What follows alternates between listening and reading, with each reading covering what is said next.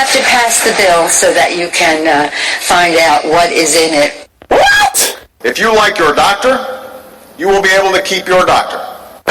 What difference at this point does it make?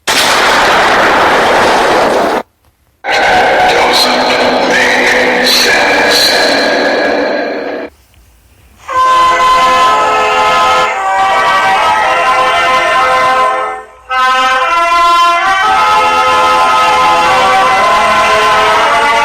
If you're looking to make sense out of what's going on in the world today, then you've come to the right place. Welcome to Southern Sense Talk Radio with your host, Annie, the radio chick Ubelis, and featuring Curtis C.S. Bennett and the most interesting guests that you'll find anywhere on Internet radio. And you can join the show and let your voice be heard by dialing 917-889-3675.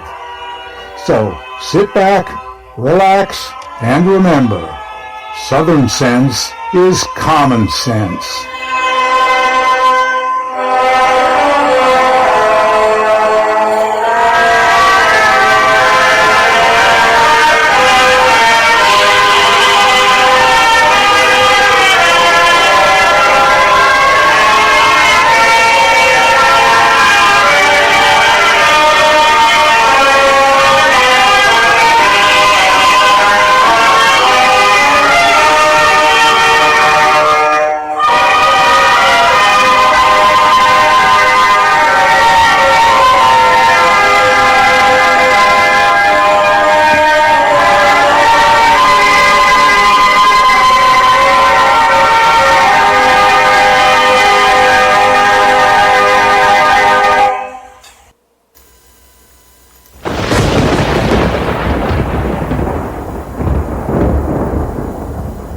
When an emergency strikes, what's your first impulse?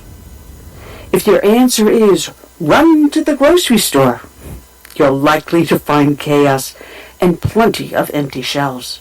So how do you avoid this? Well, it's simple. You use today to make a plan, to prepare for things that may happen.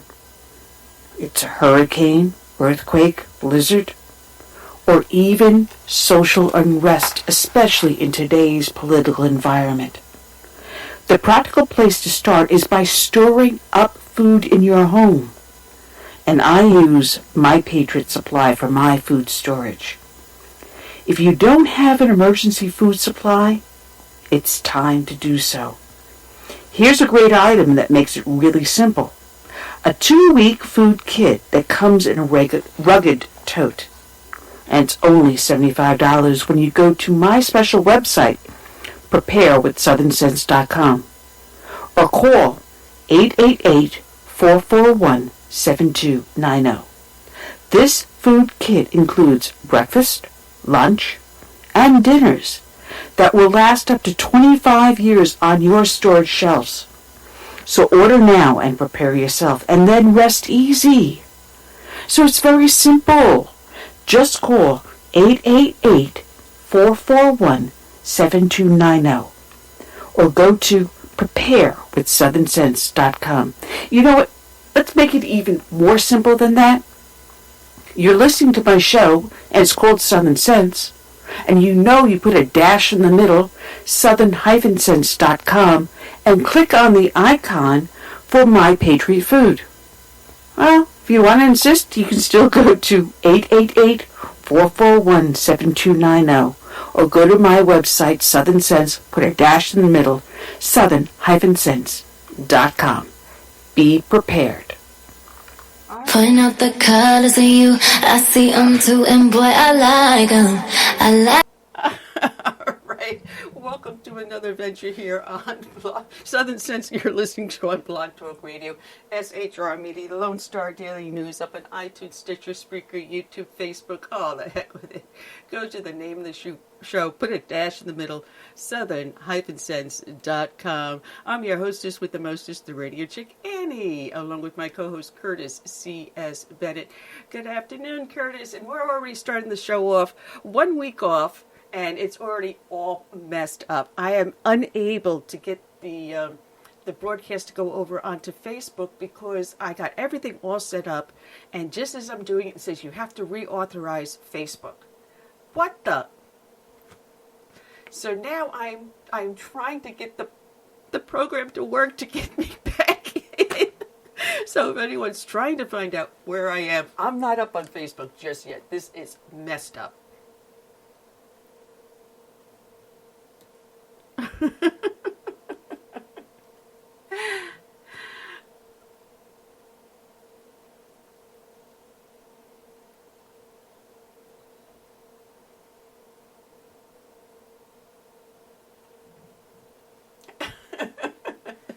Where nothing goes right.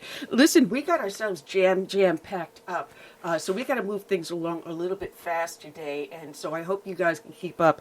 We're starting off the show with Sam Faddis. He's got a book out that was just released yesterday called The CIA War in Kurdistan. Absolutely stunning book. I read it cover to cover. I got the press copy, so I read it ahead of time, guys. That's followed by Rick Amato. He's got the TV show on Newsmax called Amato Talk. And our favorite gunnery sergeant, USMC Ura, Jessie Jane Duff. Oh, she's not a quiet person, you know. She's going to be joining us along with Rick. And then we have a new guest, Michael Petrilli. He's got a new book out called How to Educate an American. And it sounds like a very dull book. But guys, if you are pissed off with your education system in your local school district, this is a must-read book. It's a series of essays by people like Michael Barone. Oh, geez, my mind just went out the window. Oh, good Lord. When we talk to him, we'll discuss some of the people that wrote some of these essays. But it's fast-paced. It tells you what's wrong with the education system and then offers you solutions. Followed by our friend Mark Sutherland. He's had that film out called The Iris Echo. If no one's seen it, it's about a 25-minute film. It will blow your mind. And then Dan Perkins is going to join him at the same time. He's going to be talking about something called the Jezebel Spirit. Now, this is spooky. So we'll talk about all of this when we get to that part of the show. But in the interim, those that listen to the show know that we start off each and every show with a dedication to a fallen hero. And today's dedication is rather special. It's not going out to one or two or maybe three different people. This is going to be going out to 24 different people. Today's show is being dedicated to the 24 law enforcement officers who lost their lives this past year from illnesses related to 9/11, their work at Ground Zero in the search, rescue, and recovery effort. So today's show is going out to 24 American heroes. And it's going to start, just bear with me as I look for my notes here. I'm a little discombobulated here. Just bear with me. And I don't know. Yeah, I know. That it is.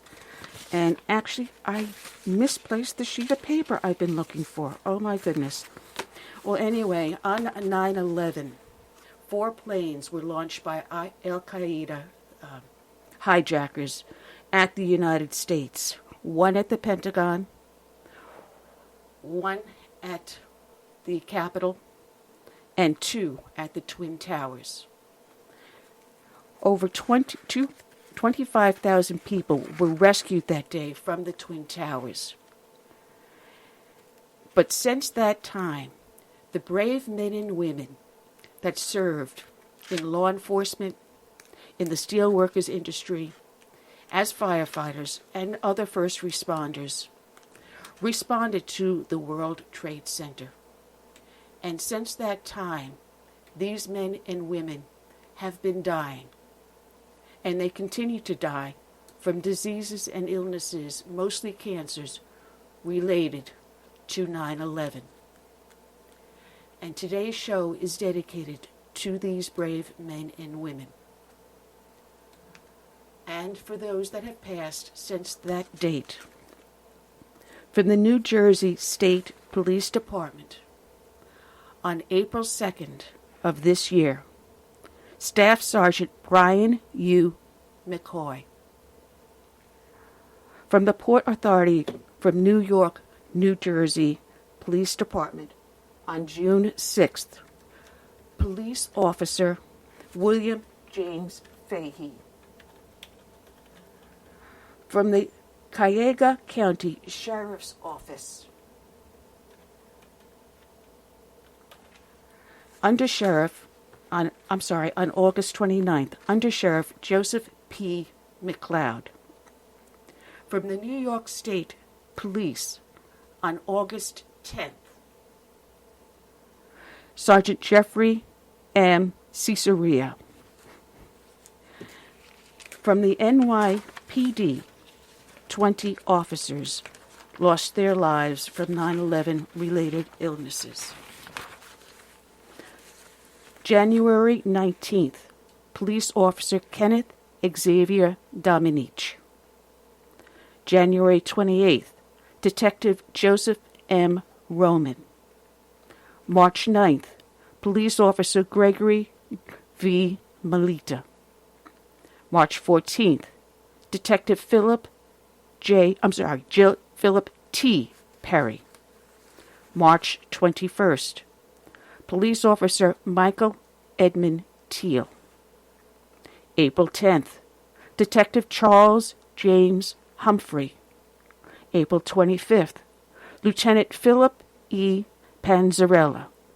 May 2nd, Police Officer Patrick Thomas McGovern.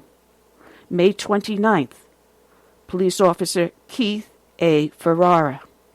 May 31st, Police Officer James B. Boyle. June 29th, Detective Andrea Renee Jacqueline Rainier. Also June 29th, Detective Luis Gustavos Alvarez. July 20th, Detective Christopher Cranston. July 21st, Detective Thomas Santuro. August 4th, Police Officer Raymond Harris. September 9th, Detective Joseph Palillo. September 19th, Police Officer Derek Bishop. November 28th, Detective Maureen M. O'Flaherty. December 6th, Deputy Chief Vincent A. D. Marino. And December 19th, Sergeant Scott Johnson.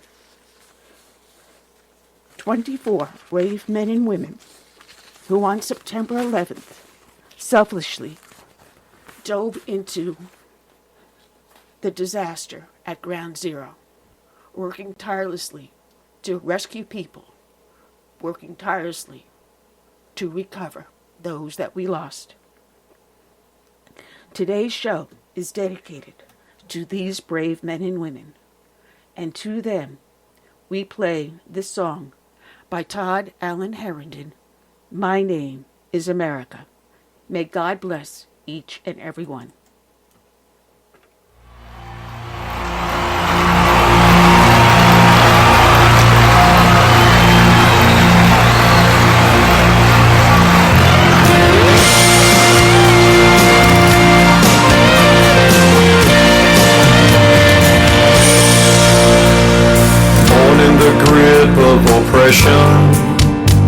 I fought for my liberty.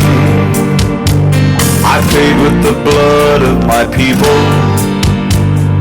Freedom has never been free. Now my door's always open to dreamers and friends. When I'm attacked, I protect and defend. Because my name is America, I stand proud and free. My name is America, don't tread on me.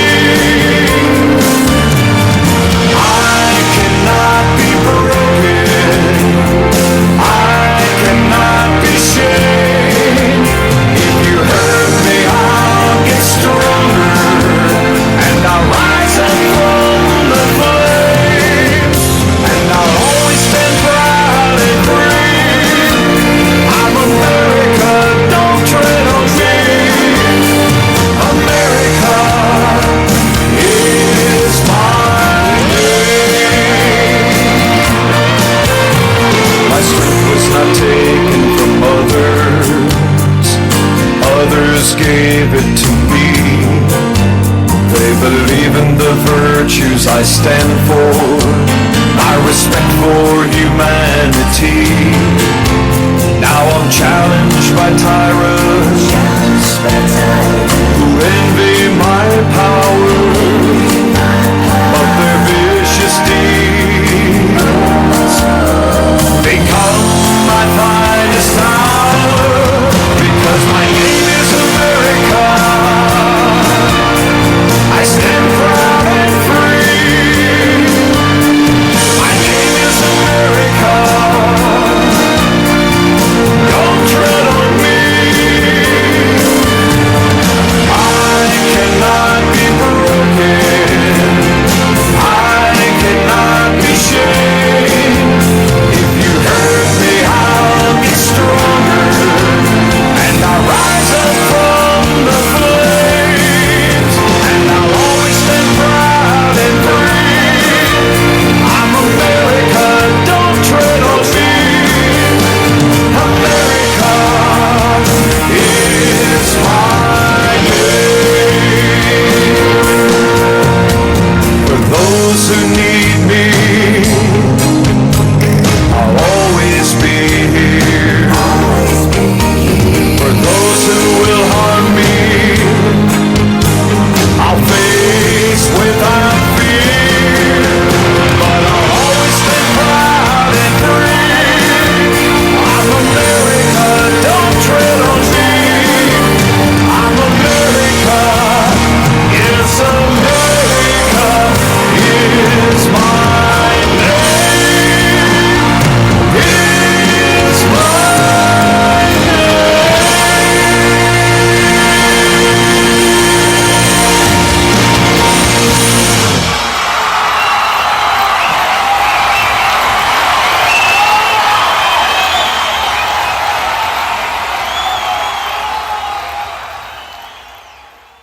All right, and we're back. And I apologize to anyone that is watching live on Facebook. We had ourselves a little bit of a glitch trying to get the video up feed, but we are now back up on Facebook and wherever else the video goes. Welcome back to another whacked out broadcast here with Southern Sense on Blog Talk Radio, SHR Media, Lone Star Daily News, up on iTunes, Stitcher, Spreaker, YouTube, all the heck with it. Go to the name of the show, put a dash in the middle, southern-sense.com. I'm your hostess, that's whacked out the mostest, the radio chick, along with my co-host going, what the is going on, Annie? Curtis C.S. Bennett. Good afternoon, Curtis. Oh, man. I'm sweating bricks, you guys. But we got ourselves up and running. In a few moments, we're going to have our friend Sam Faddis call in, former CIA. He's got a new book that was just released, and I'm putting it up in front of the camera if I can get the angle right. The CIA War in Kurdistan, the untold story of the Northern Front in the Iraq War. I mean, I'm telling you, if you read this book, it will absolutely knock your socks off.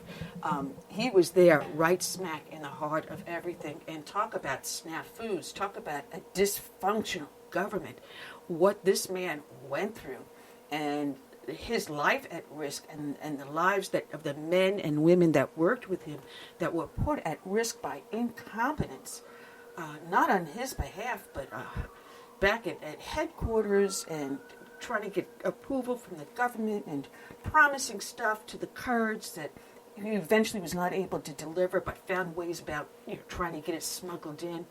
I mean, an absolutely phenomenal book. So he should be calling in any moment now. So I want to welcome everyone that is putting up with us in the chat room. Saying hi to Sasquatch and a Duck and Chief out there. I see you guys. I'll get around to putting something in the chat room in a few minutes. But, oh man, Curtis, talk about computer problems. And you're getting static on my line? Is that what you're hearing?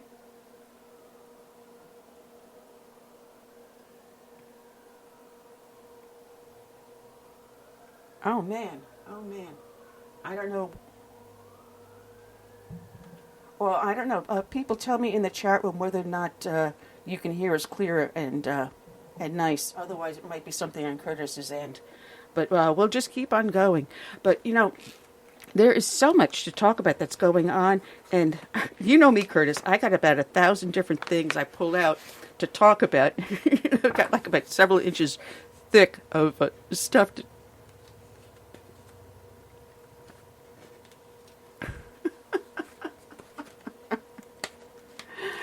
All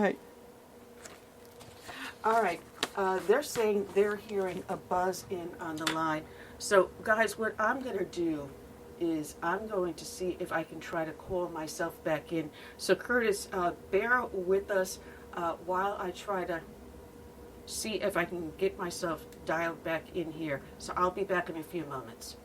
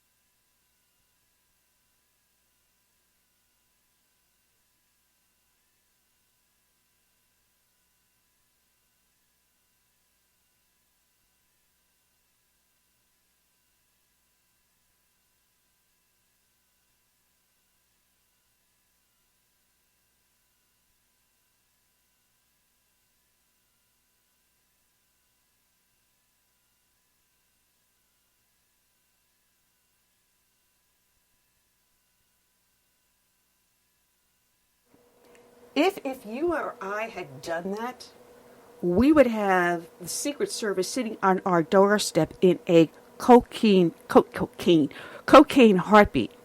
You know that? But, and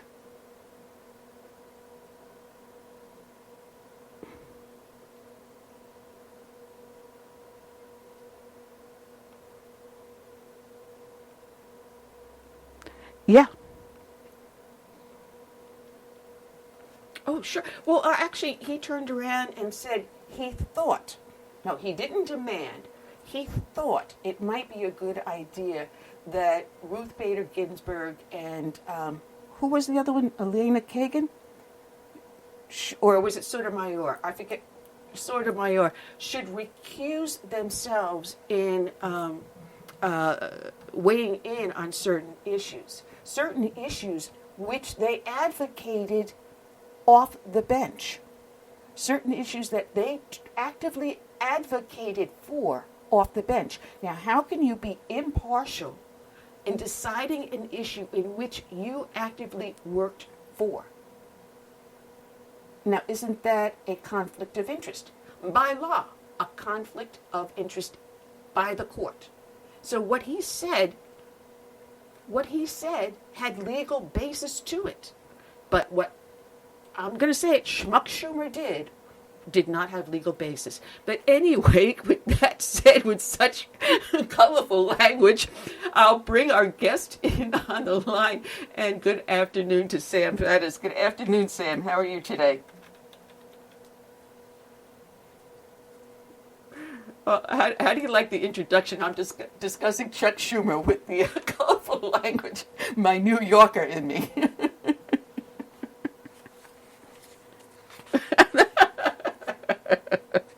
You got it right. You got that absolutely right. So, you've got a marvelous book that was just released yesterday, and I held a picture of that up for the camera so they can see all the little Post-it notes and everything I've got in there, having read the book from cover to cover. And I'm telling you, Sam, I know a book is good when I pick it up and I really do not want to put it down. And this is a book, I'm telling you, it is action-packed, and it's the true story of what you went through as the forward movement or the forward groundwork going into the Iraq War.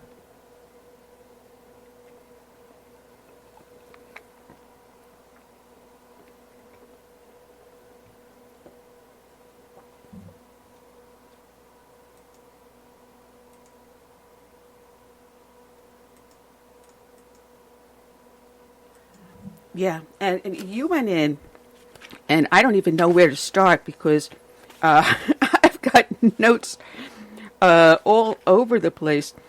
And you were talking about when you went in and you had a problem just getting into Iraq because Turkey, who was so supposedly an ally of ours, was throwing so many roadblocks up. And they're still doing that today. They haven't stopped. They have this thing in their head that Iraq is actually part of Turkey, especially areas of Kurdistan.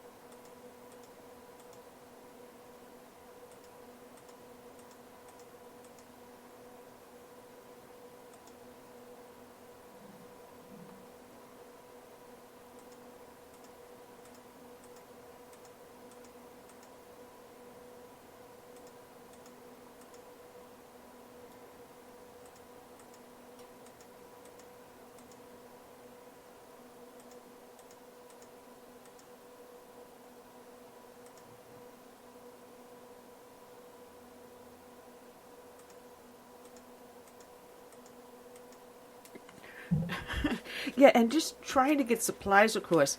And yet, for some reason, the mindset in Washington, D.C., the whole long time, was that Turkey is an ally of ours, and somewhere along the way, it's going to happen, and they're going to toe the line, and they're going to, help us in this effort.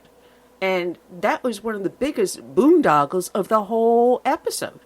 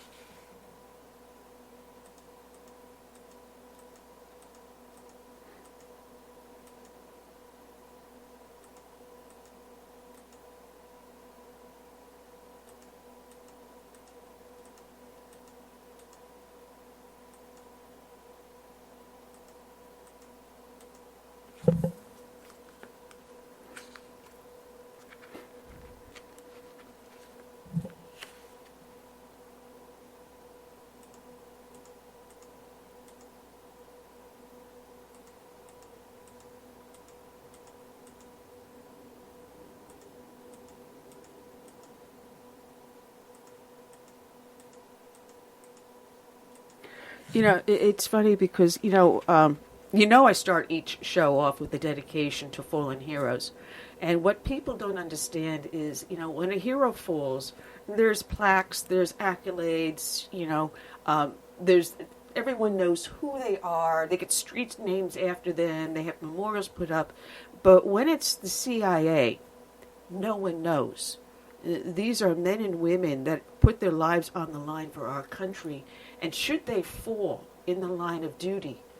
There is no plaques, there's no accolades, and just quietly they fade into just memory of you men and women out there still working with the field. And you dedicated your book to their memory. And I think that's very powerful.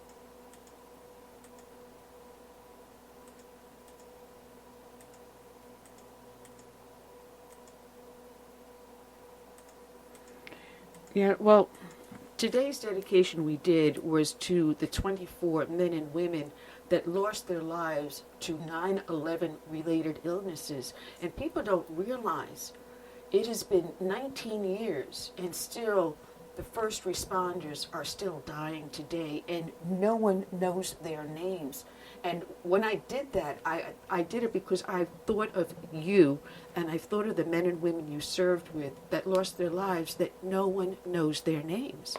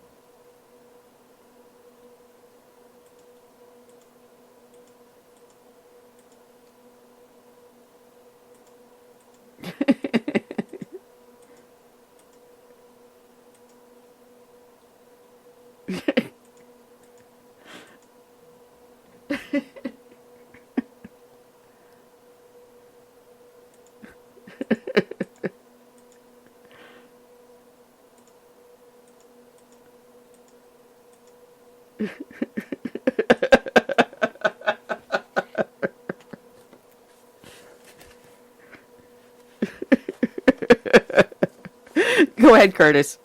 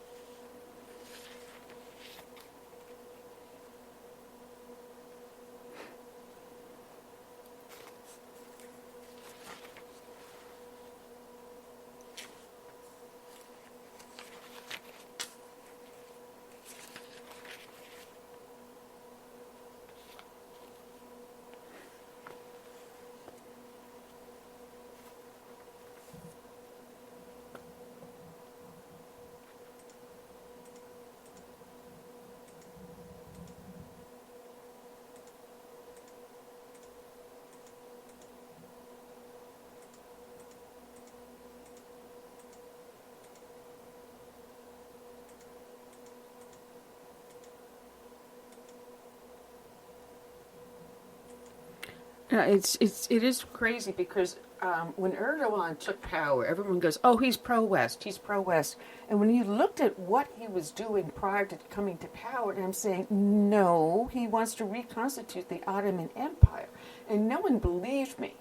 But lo and behold, and he's been in power what now? Something like 20 years or so.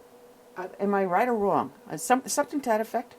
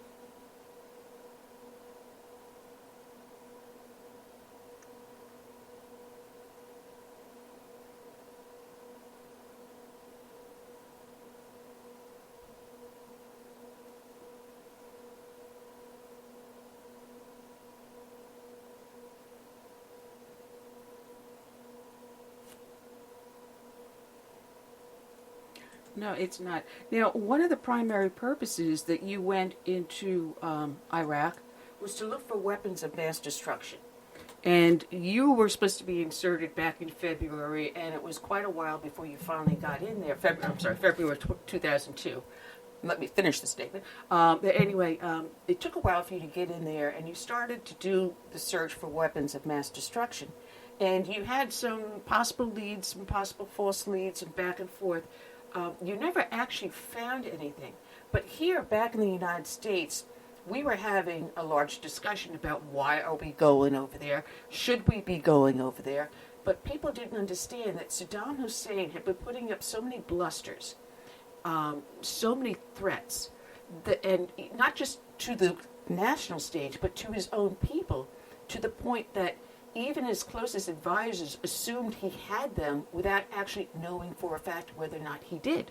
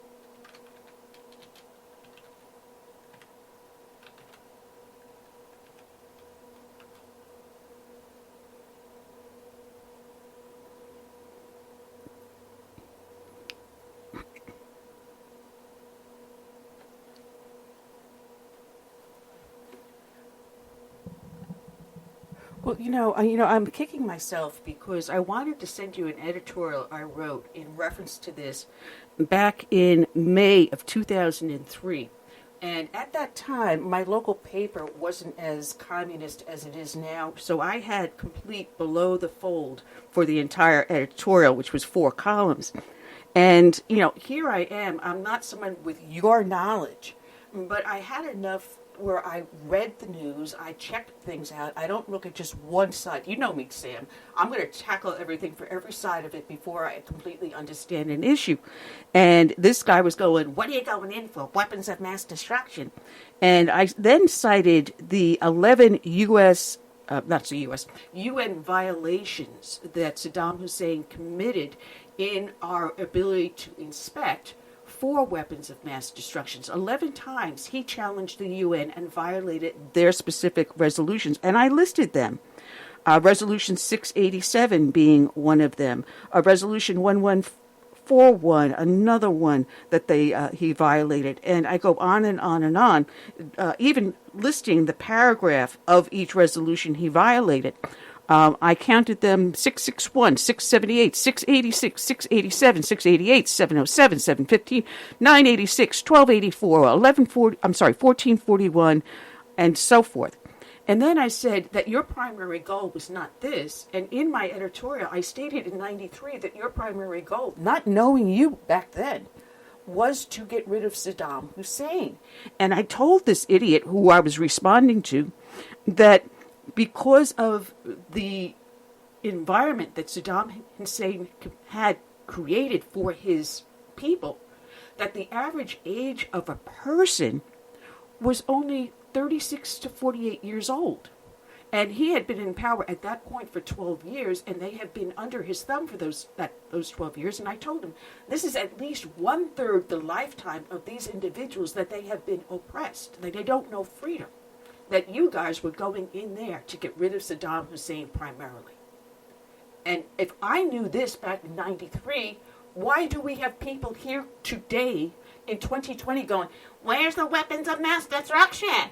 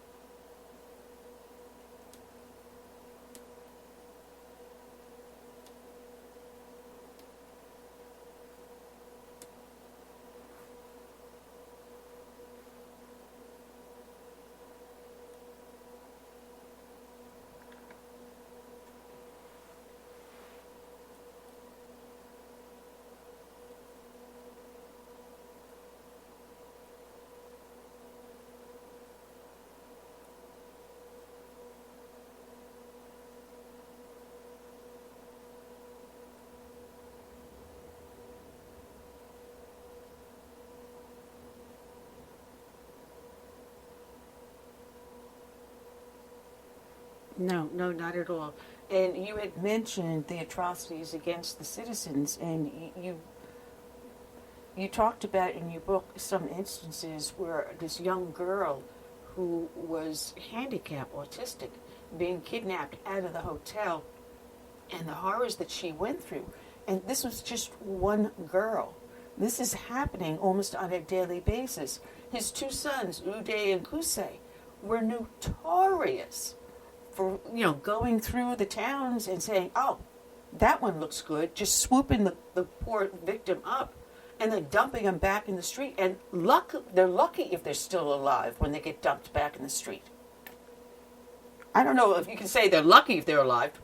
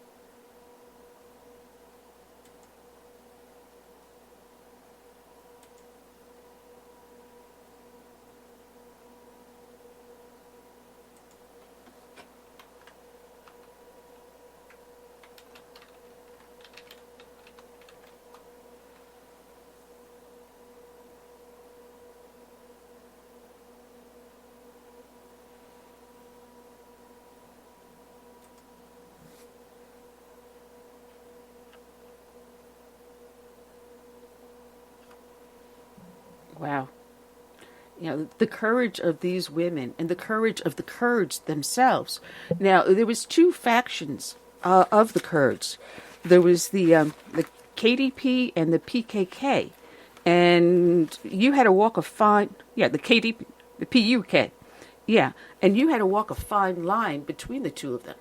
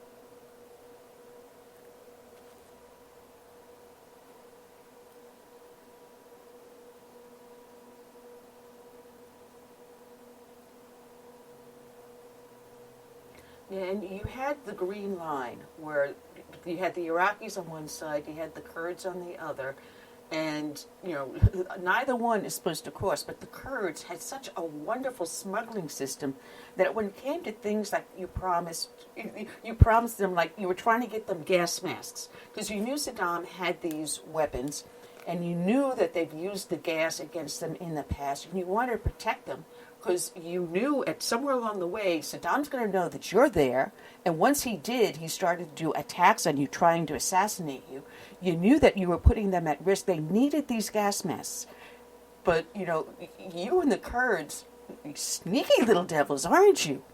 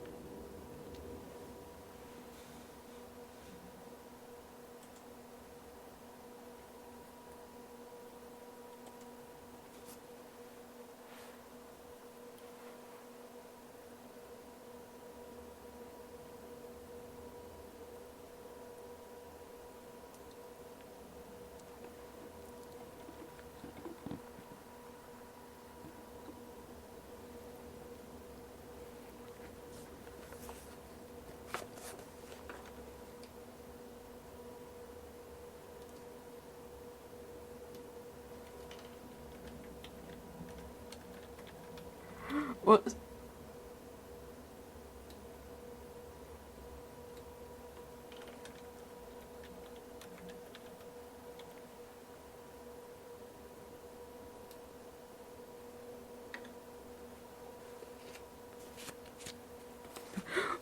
Sam,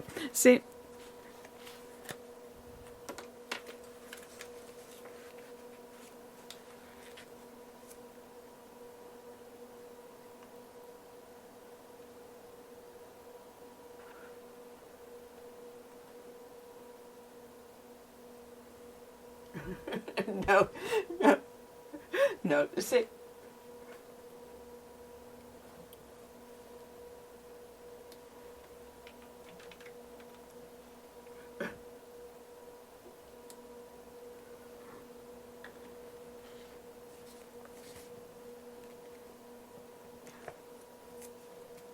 Well, Sam,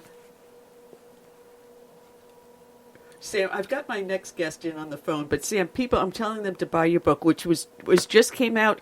It's available on Amazon as of yesterday, officially. The CIA War in Kurdistan: The Untold Story of the Northern Front in the Iraq War. Your upfront story of what you experienced and how you got your guys in there and back home safe. Sam Faddis, you are a true American hero. You also have your A&D magazine that people can check out with your commentary on foreign affairs as well as domestic affairs. Excellent, excellent magazine. I read your articles all the time, and sometimes I use them, Sam. So, I'm going to welcome you back. We'll talk. This is just glossing just a few short vignettes in your book, but I'm telling you, it was such a great read. I picked it up. I couldn't put it down until I'm done. And again, I'm holding it up in front of the camera so everyone can see all the little Post-it notes color-coded in your book that I read, Sam. All right, God bless. We'll be talking, Sam. Have a great day. Take care. All right. Check out Sam Faddis, his book, which is great. The CIA, I got screwed up again. The CIA War in Kurdistan.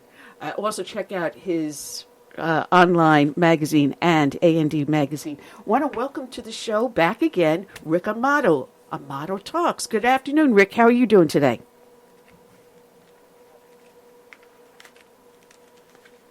Oh, it is always a pleasure, As a matter of fact, you got to get Sam on your show. I mean, he is a pisser. I've known him for a bunch of years, former CIA, and he was the one that spearheaded our going into Iraq before the Iraq War fully broke out. And I'm telling you, Rick, his book is absolutely awesome. Absolutely awesome. Now, we're waiting for Jessie Jane to call in. And, Rick, I'm going to ask you to help me coach her along because she's a little shy.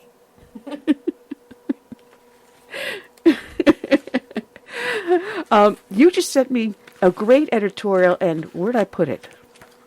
You sent it this morning, which I thought was absolutely fantastic, and I shoved it in here, and what did I do with it? Anne is losing her mind. Oh, I am so sorry. What did I do with it? You had to do it with the market and the... Right. Oh, here it is. Here it is, right in front of me. I swear, if it bit me, I'd be in trouble. Anyway, it was a great article because everyone's out there and they're panicking over this virus. And, I'm sure it is very, very serious thing that is, attacking the world. And we know it was manufactured in China. But I think we're doing a little overreaction, aren't we?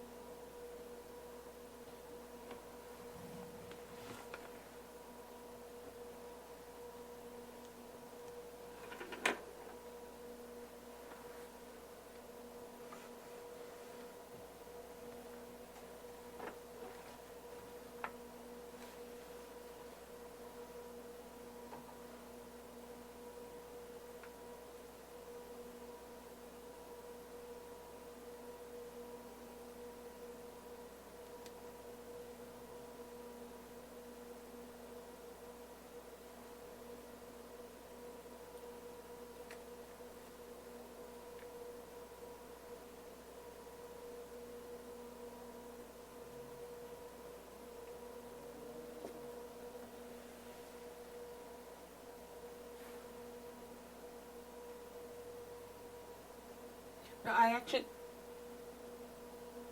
I was going to say, actually, I completely agree with you. But we also have our shy little wallflower here sitting on waiting patiently to come on. So I want to welcome aboard retired USMC Gunnery Sergeant Jessie Jane Duff. Good afternoon, Jessie. You're here with me, Curtis, and Rick Amato. Good afternoon.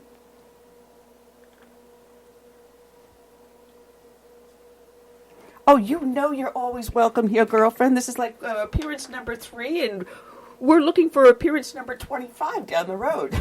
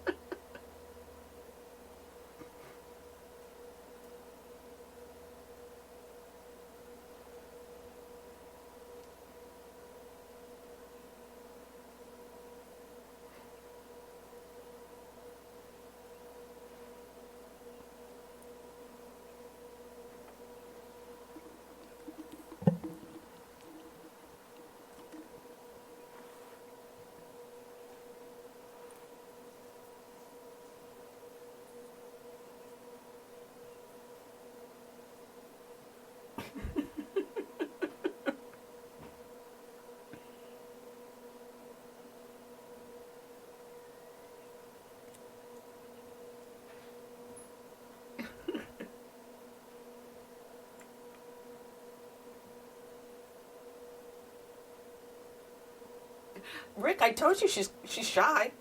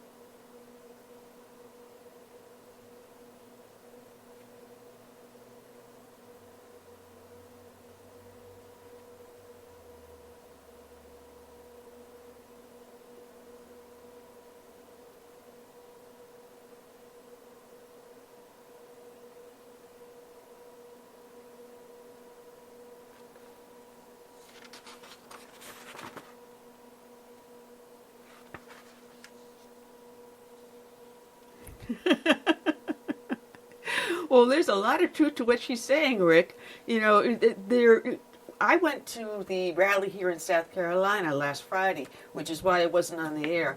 Unfortunately, the mainstream media was hogging all of the band on the internet, and I could not get my equipment up and running, so I couldn't broadcast. But, you know, Rick, you can imagine this, you know, being someone in the media. I'm stuck in the media pit. And you know, it's behind the stands where all the cameras are, so you're stuck behind everything. So you got to kind of like creep around to try to watch what's going on. But here I'm in the pit, and I don't know if anyone can look on the camera, because I'm up live on Facebook right now. They look behind me. There is a sign that says Cops for Trump. And I'm retired NYPD. So I'm sitting in the media pit, and I've got all of these sourpusses around me, and my husband and I have the MAGA hats sitting on the table in front of our equipment. And as I'm starting to do the rally, Trump turns around and he says, and he's pointing to the media and going, and the fake news. And I grabbed the Cops for Trump sign from someone sitting in the stands. And I'm standing there in the media pit with the MAGA hat waving the Cop for Trump sign. I was not very well liked in that pit, Rick. So can you imagine that?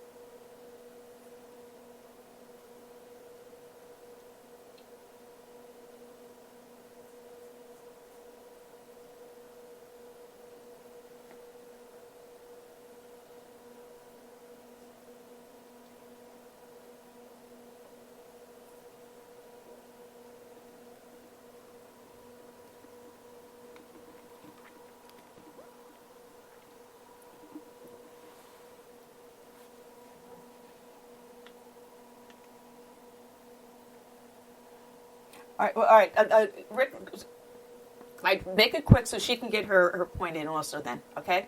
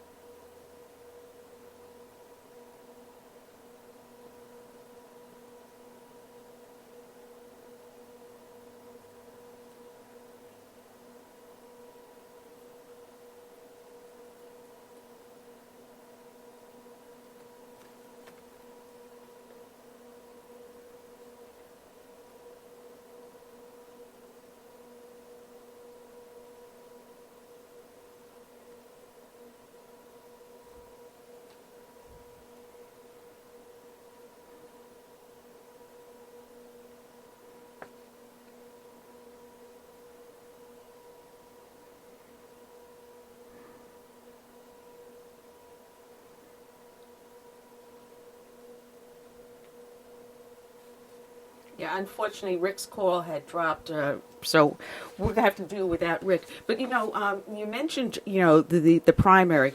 And I'm sorry, my husband and I were watching the results. And as we're watching the results, we're seeing, Bernie Sanders takes, California, Biden takes New Hampshire, and so on and so forth. And they're going down the list. And then they come down to Bloomberg. And out of all the money that Bloomberg, and I love this, all the money that he shoved into this election, about $500 million, he put 7 full-time employees out in America Samoa. And the only place that he gets 7 electoral votes was out of Samoa. And out of something, I think they said 40,000 voters in American Samoa, and something like less than 4,000 actually voted, something like 1,200 and something like actually voted. So what did he do with these 7 full-time employees for a total of 7 electoral votes? Jesse, you can't make this stuff up.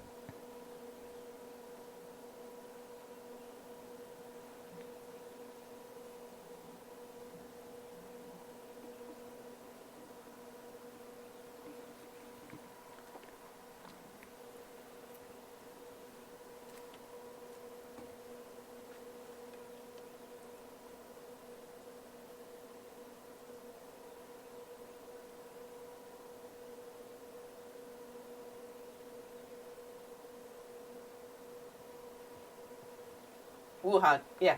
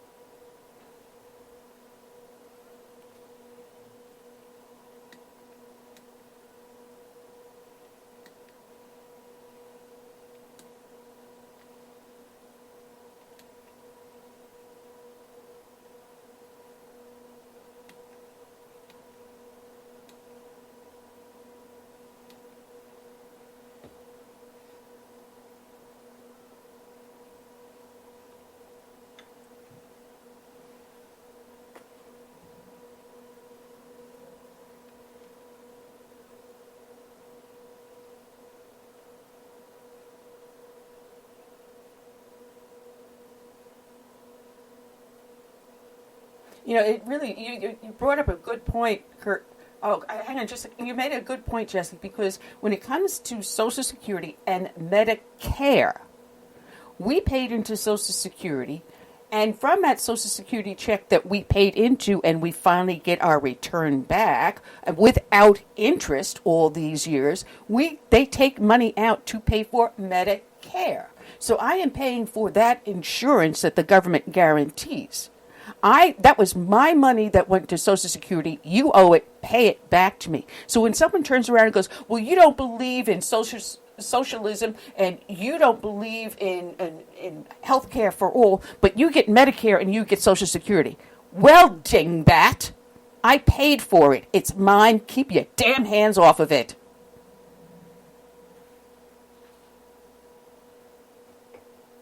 Absolutely not. Now go ahead, Curtis.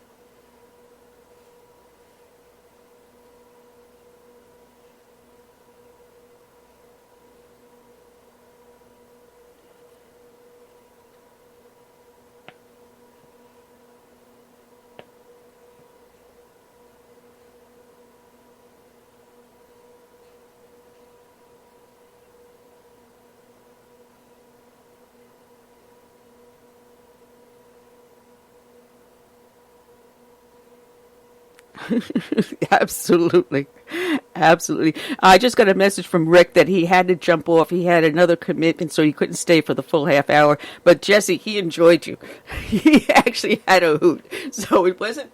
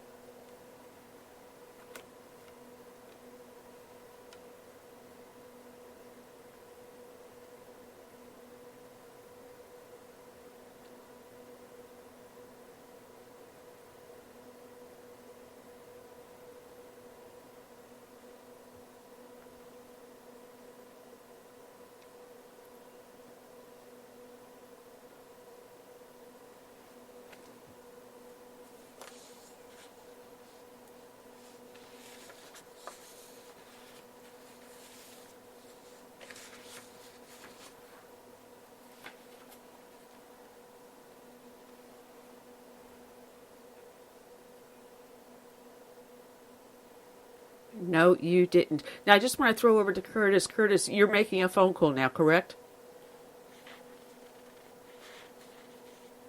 Yeah. Yeah, please do.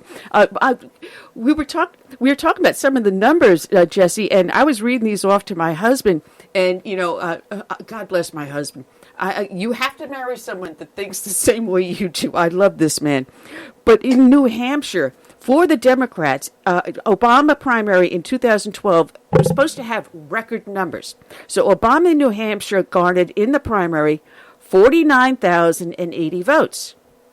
Well, Trump in the primary, while everyone was paying attention to Biden, Warren, Bloomberg, Sanders, they were all paying attention to this. And you don't hear anyone talking about the fact that there was a Republican primary going on at the same time on Super Tuesday.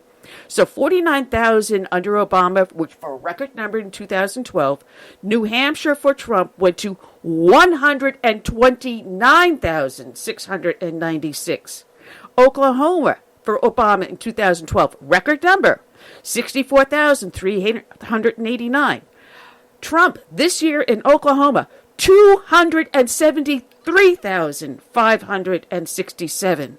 Massachusetts, double the number. Tennessee, 80,705 for Obama, record number, 2012. Trump, 2020. Tennessee, 80,000 Democrats, 324,119.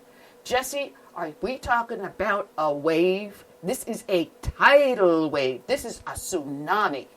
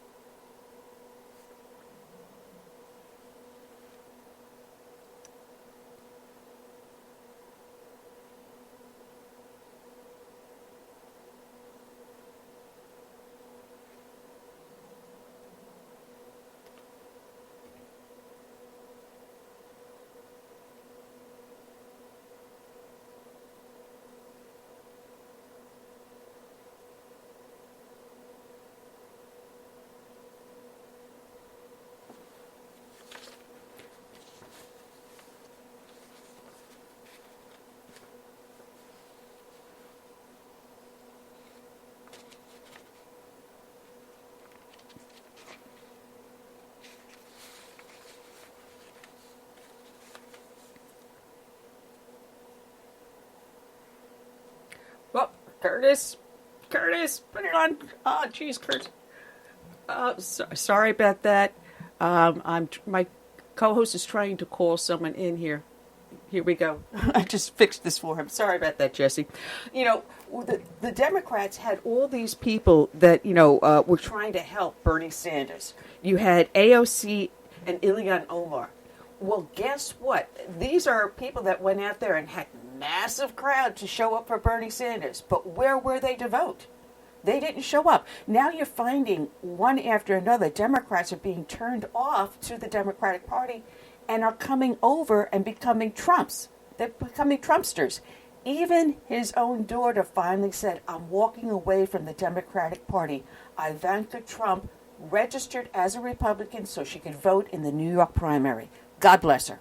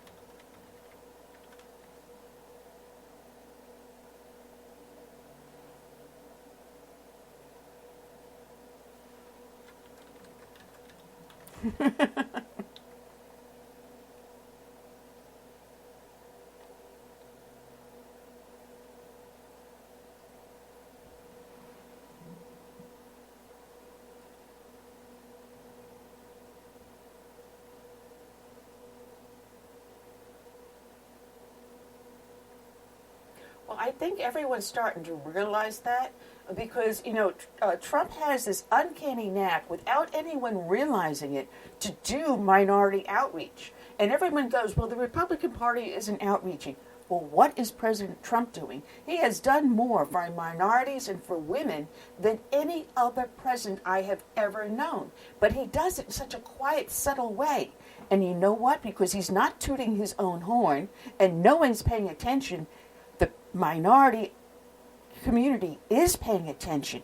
We had record number of Hispanics voting for Trump in the primaries and not voting in the Democratic Party. You had the same thing going for blacks and for women. People are walking away.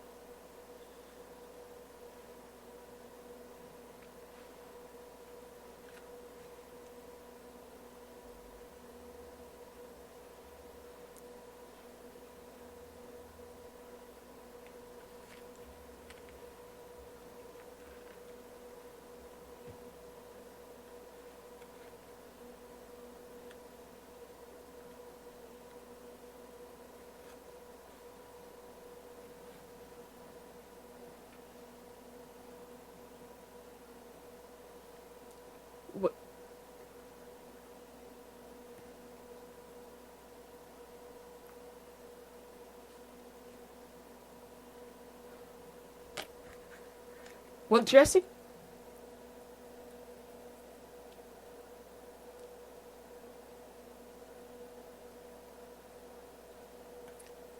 Well, Jessie, you just gave me a perfect segue to my next guest that's waiting in on the line because he's got a new book out called How to Educate an American, The Conservative Vision for Tomorrow's Schools. So, Jessie, I want to thank you for joining us. And you're going to be back again. And when we hit the 25 mark, the 25 visit here mark, then we'll celebrate. You and I will share a glass of scotch or something together. How does that sound?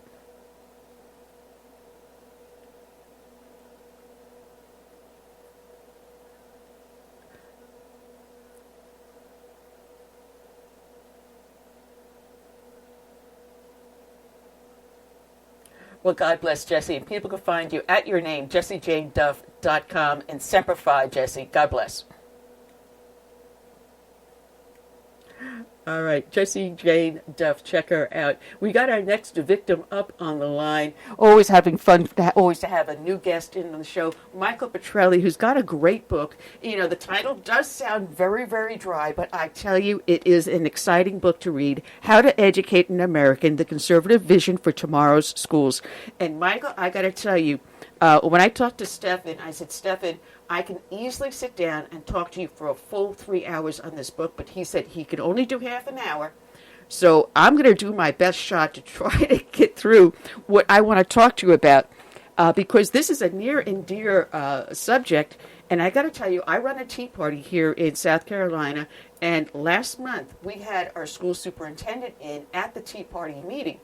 And he was really surprised on the different manners in which we were asking him questions. And a lot of what we asked is directly in line with these essays that are written in the book here.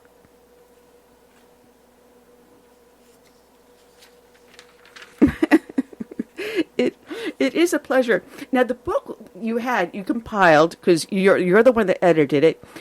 It's a series of essays, and what I liked about it is that each person, and not because sometimes two people wrote the essays together, but each essay presents a unique perspective and problem that they see in our education system.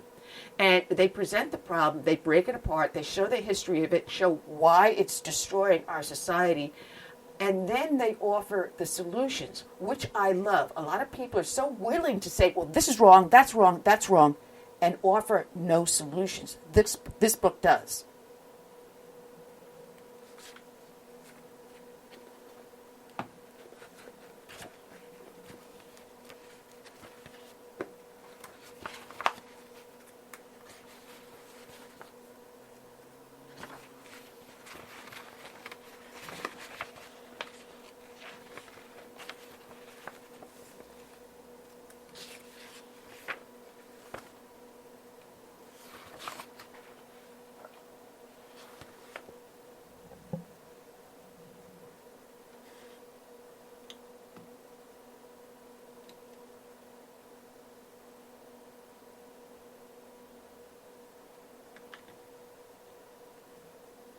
A lot of it is common sense, and a lot of it, having grown up in the school system in the 60s and 70s, I saw the changes. I saw where some of the essays talk about going as far back as the 1950s, but we saw the changes, and, the biggest one I saw is when they started to introduce sex education. And, of course, everyone's going, well, the kids have to learn about diseases. And they have to learn about the human anatomy, so what to expect as they start to go through puberty. And that's how they brought it up. Boy, has it changed.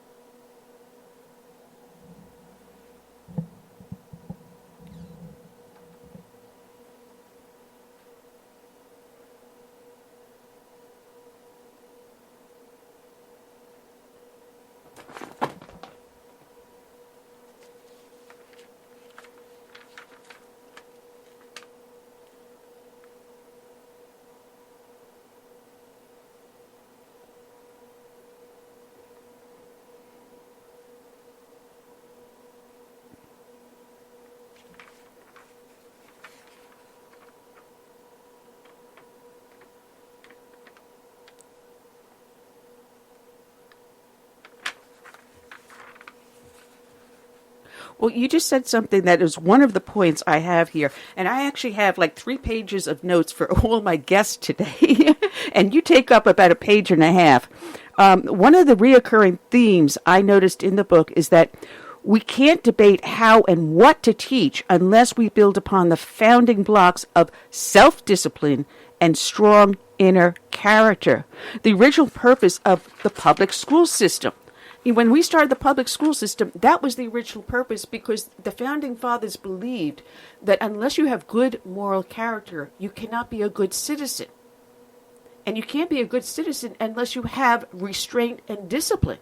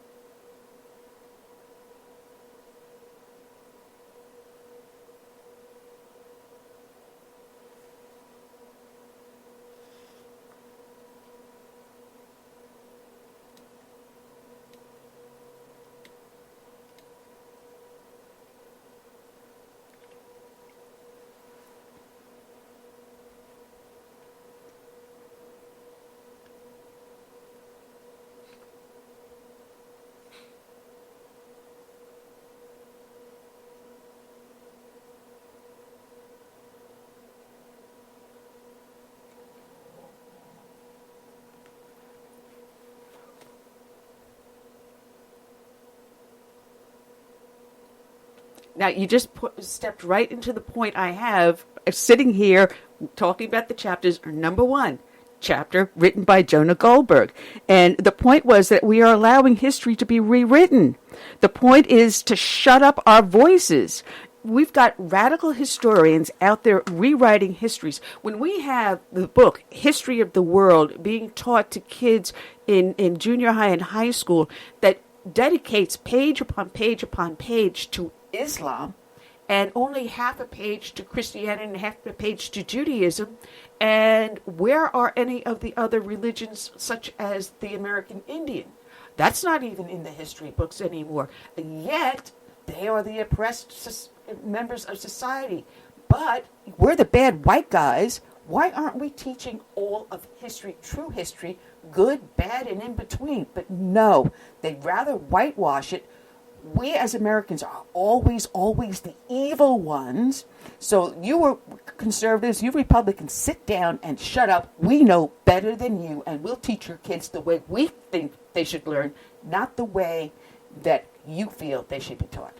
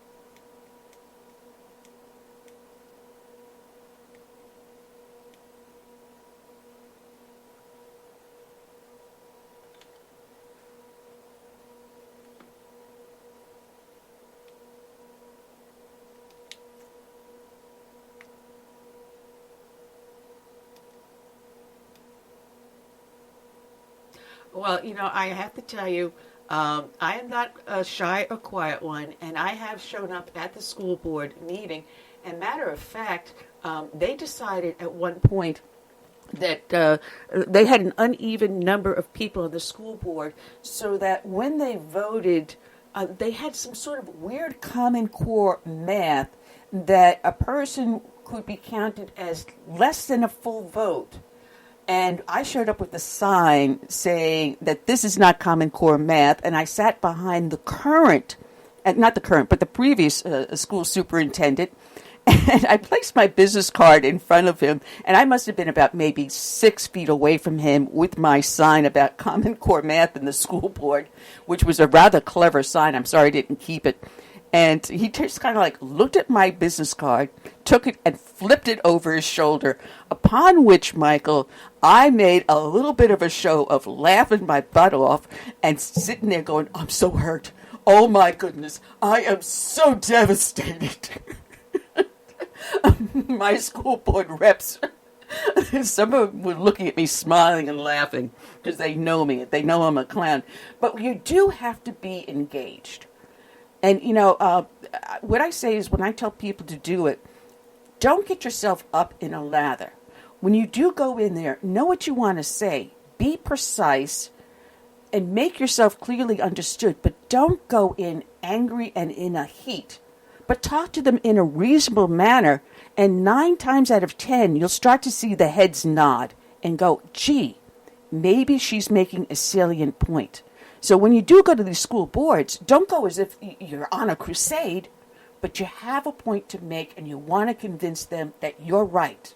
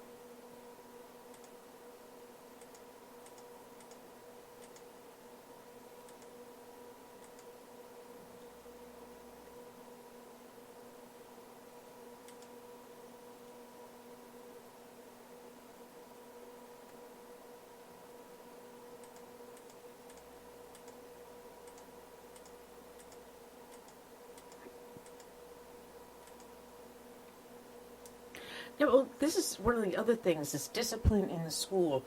And we had a problem with the previous, school superintendent, where that when the kid is disciplined and then the parent goes not to the teacher or to the principal to complain, the parent went directly to their school board rep.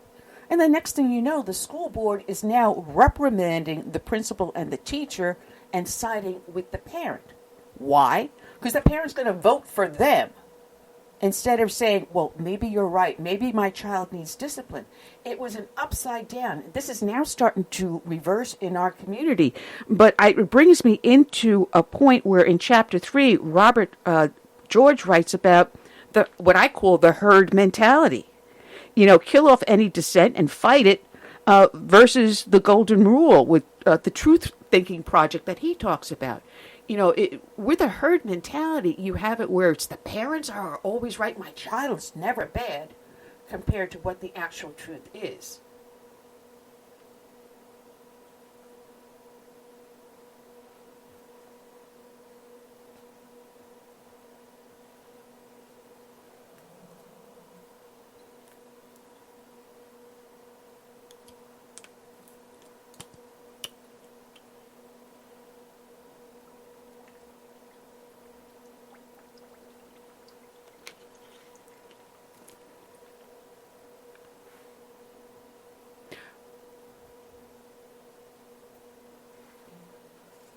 Well, Michael, it looks like our time is up. I wish I had more time.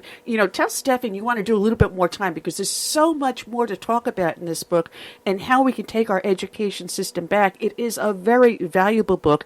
Matter of fact, I'm going to be sending information over to my new school superintendent, who happens to be fantastic. He came out of Palm Beach and did a turnaround with that district down in Florida, and now he's doing it to ours. And I gave him a couple of ideas already, which he's already implementing. Your book, I think, should be a handbook for every single school district within our nation. Michael, it's great. How to Educate an American, the Conservative Vision for Tomorrow's School. It's up on Amazon. It came out, I believe, last week, correct?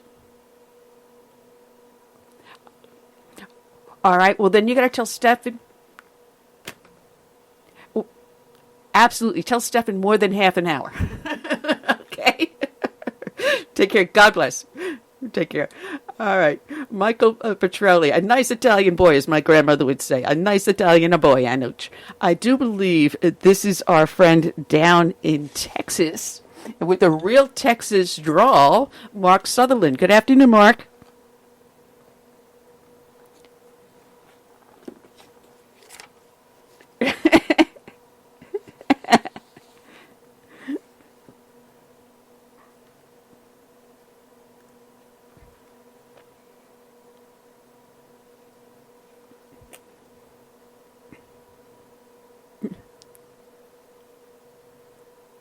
Well, now you got to make it a permanent home. You got to do that soon. You know, we need you here.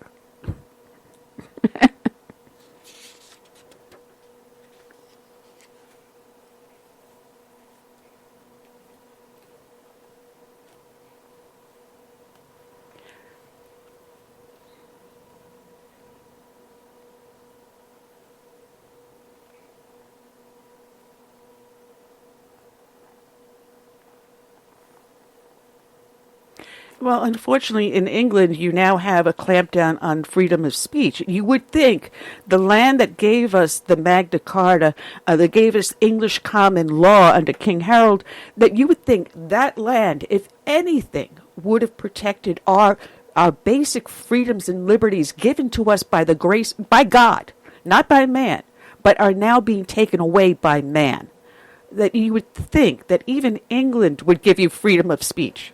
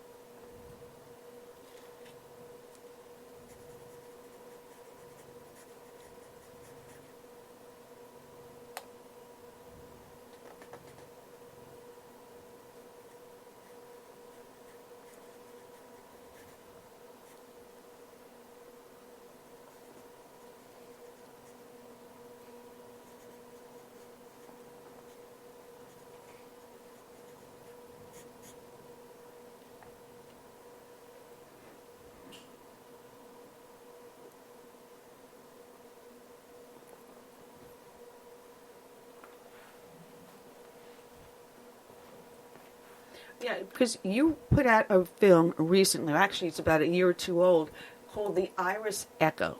And, you know, you were having problems getting it out, you know, to the public and everything. Now it's out there, it's distributed.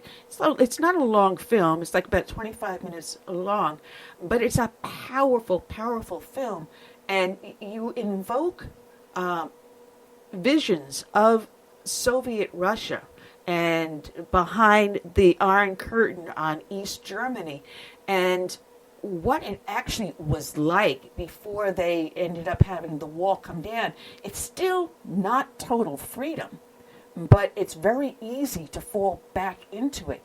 And when we're looking at our election cycle and we're looking at someone like Bernie Sanders out there, if he were ever to be elected, we would fall into this very trap that you depict in The Iris Echo.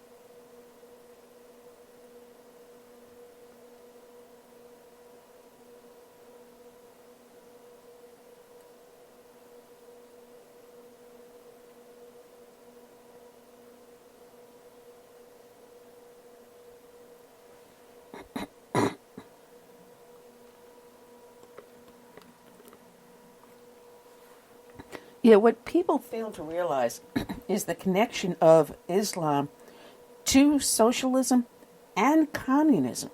Now, World War II, you had the Grand Mufti of Jerusalem that was Hitler's advisor. He even gave Hitler Islamic SS Waffen troops. And believe it or not, in World War I and World War II, Muslims fought at the side of Germans. And in Russia, when it came to the terrorists being trained from the Middle East, the Palestinians, Hezbollah, and all the other groups would send them to Moscow to be trained under the Soviet communism and then sent back into the Middle East and the rest of the world to commit their acts of terrorism, trained courtesy of the communist Soviets.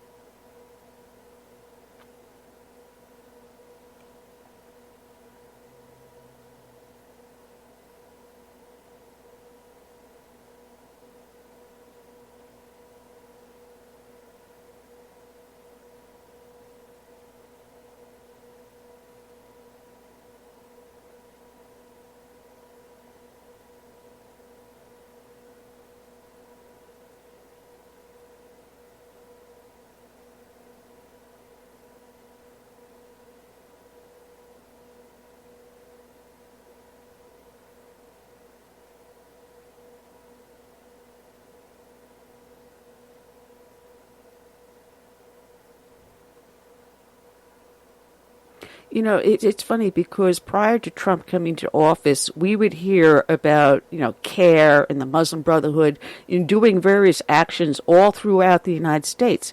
Trump is now in office, and suddenly they're quiet. They're just waiting. They're not. They haven't left. They've just sat a little dormant, just sitting back going, listen, he's going to get out of office, and you're going to get a numbnuts like a Biden or Bernie Sanders or Elizabeth Warren or Buttigieg or any one of those whack jobs in there. And we can come forward because we can then run roughshod over the rest of the country.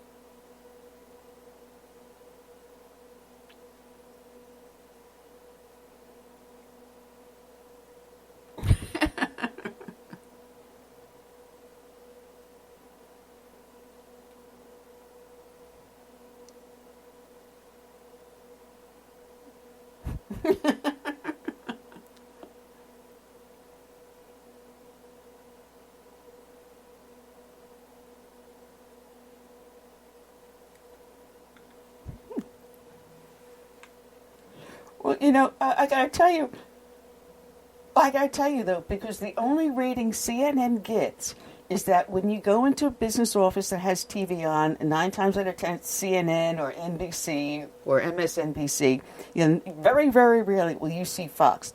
The only ratings they get is from doctors' offices, other, service offices, and airports, because they're the only ones that are tuning into it. So if you look at CNN ratings and then compare it to Fox News, and actually you've got OAN News and Newsmax rising, there's taking all that viewership away from MSNBC, CNN, and every other left-wing fake news you can think of. So that's the only ratings they're getting. That's the only reason why they're still in business. But Mark, I told you about another gentleman that we're bringing on to the show. He's just called in. I want to introduce to you a friend of ours, a friend of the show, Dan Perkins. Dan Perkins, please meet Mark Sutherland. Mark Sutherland, please meet Dan Perkins.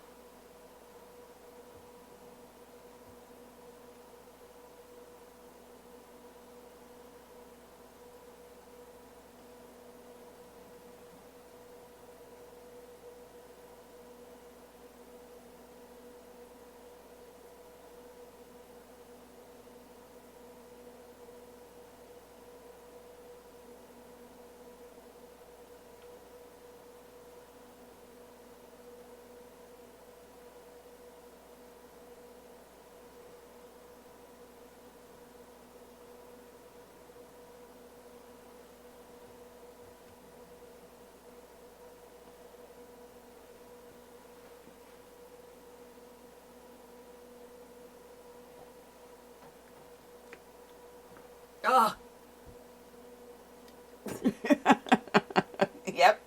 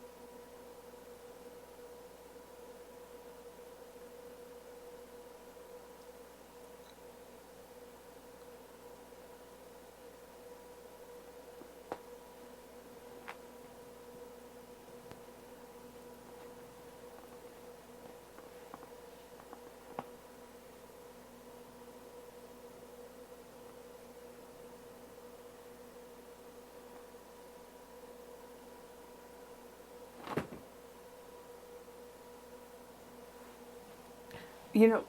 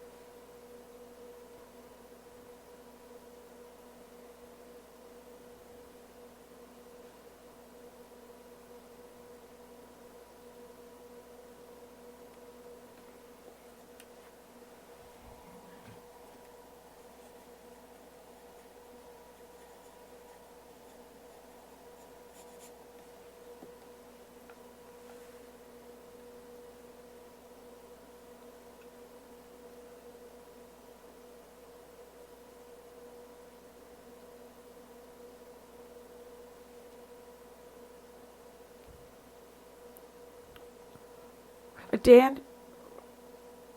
Well, guys, I just want to point out, Dan, I just want to point out, because one of the things you mentioned to me is the problem you have with your church, but I never told you what's going on with mine. There is a huge, huge rift between the Anglican area of the Episcopal Church and the Episcopal Church. It is a major lawsuit here in South Carolina. If you just Google Episcopal Church and Anglican Church, South Carolina, it is finally going to maybe a final judgment where the Episcopal Church wants to have same-sex marriage, gay ministers, and everything else, and they're going the Jezebel way, and we are staying true to Scripture in ours.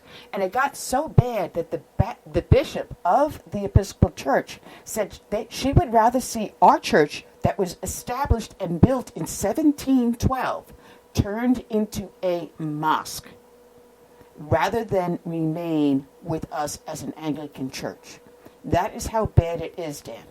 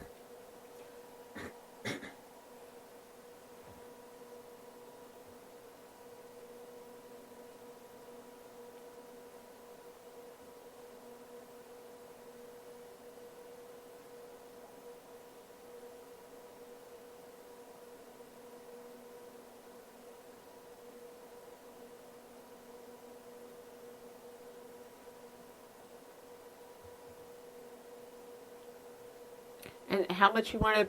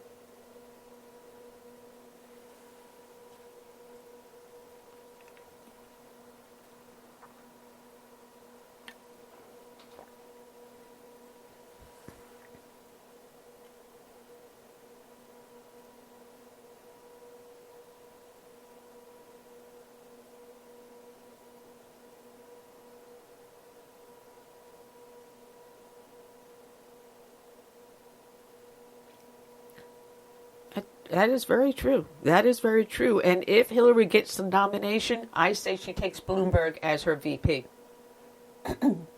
I say that's...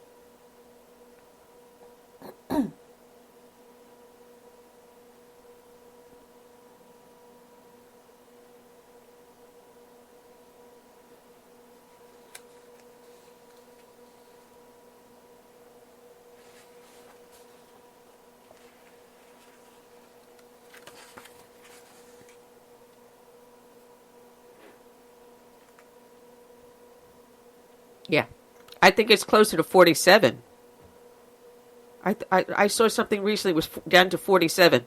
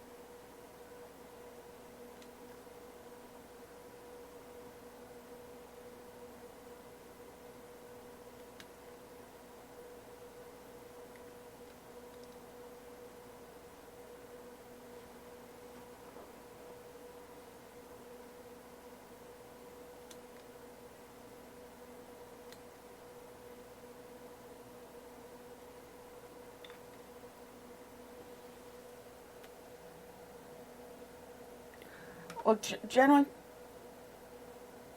gentlemen, I got to tell you, this has been fascinating. The show has gone so fast today. We're down to our last 5 minutes of the show. Holy cow.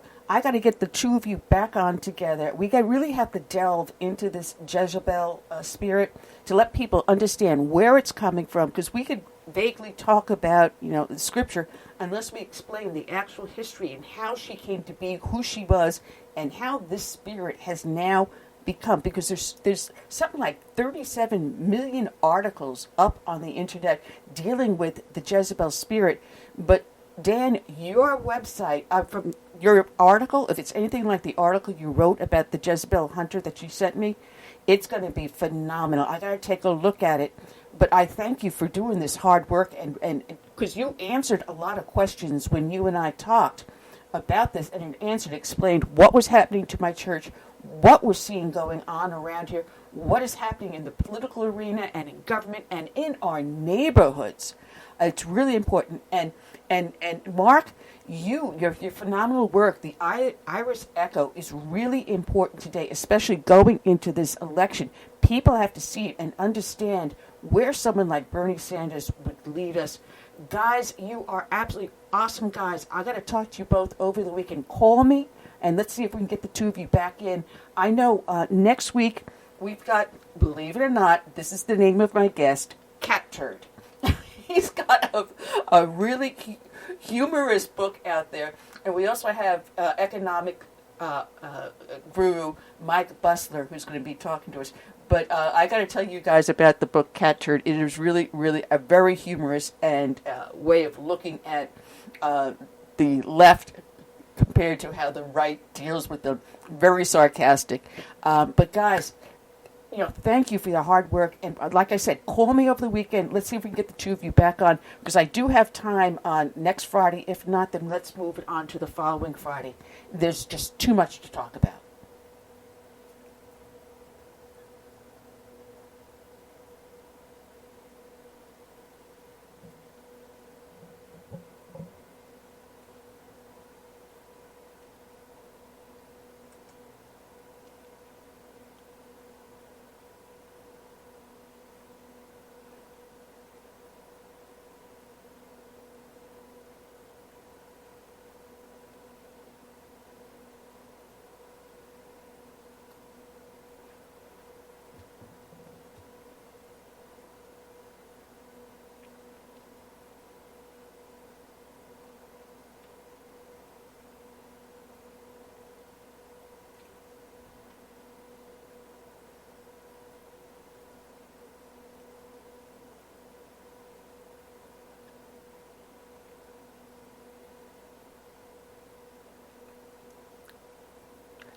Yes, what I'll do is I'll send an email to both of you and exchange information for the both of you to do that. Well, that's all we got, folks, for the show. I want to say thank you for joining us. Thank you for everyone that showed up in the chat room here on Blog Talk Radio, also over on Facebook, as well as on REO Stream. So I'm going to leave you with the song by Gary Picarella, Save America. So until that's all we got. I say until then, good night. And God bless. Facebook as well as on REO Stream. So I'm going to leave you with the song by Gary Picarella, Save America. So until all we got, I say until then, good night and God bless. Facebook as well as on REO Stream. Well, it's Friday. It's of course my computer is not going to behave. It's not letting me do what I need to do. So we'll try this again. Plans to change America. They've no respect for her or what matters most to me. That's why I stand for the flag and I kneel at the cross. For the friends I have loved and lost, and I still believe in God we trust, and the freedom our forefathers granted us. I hope it's not too late to save America.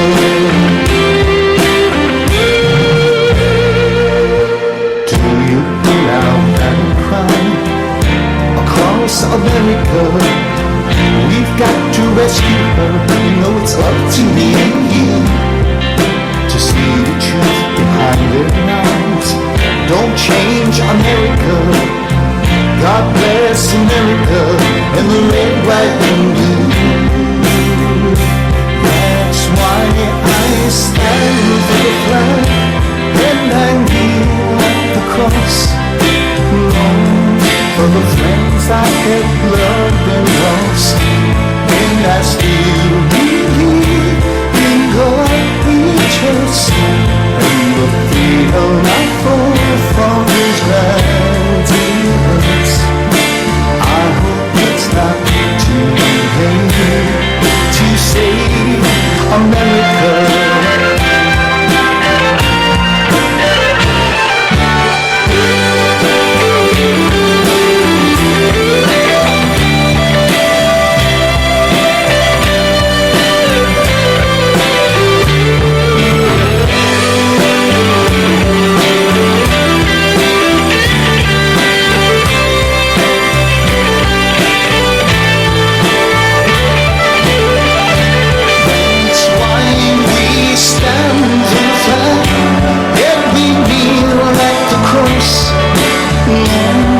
For the friends we have loved and lost, then we still believe in God we trust, in the freedom our forefathers died.